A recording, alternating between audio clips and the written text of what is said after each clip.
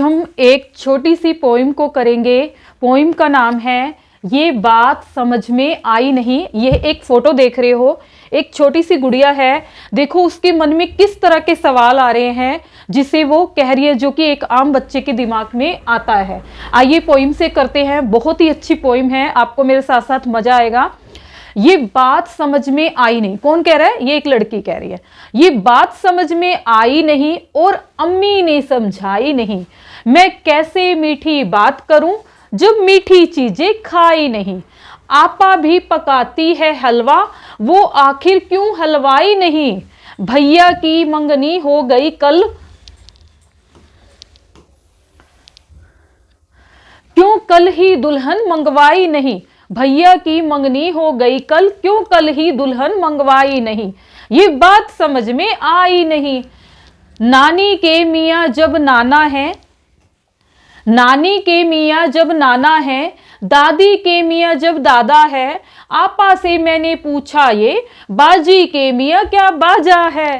हंस हंस कर वह यूं कहने लगी, ए भाई नहीं ए भाई नहीं। ये बात समझ में आई नहीं। जब नया महीना आता है बिजली का बिल आ जाता है। जब नया महीना आता है बिजली का बिल आ जाता है। हालांकि बादल बेचारा ये बिजली मुफ्त लुटाता है। हालांकि बादल बेचारा ये बिजली मुफ्त लुटाता है। फिर हमने अपने घर बिजली बादल से क्यों मंगवाई नहीं। ये बात समझ में आई नहीं।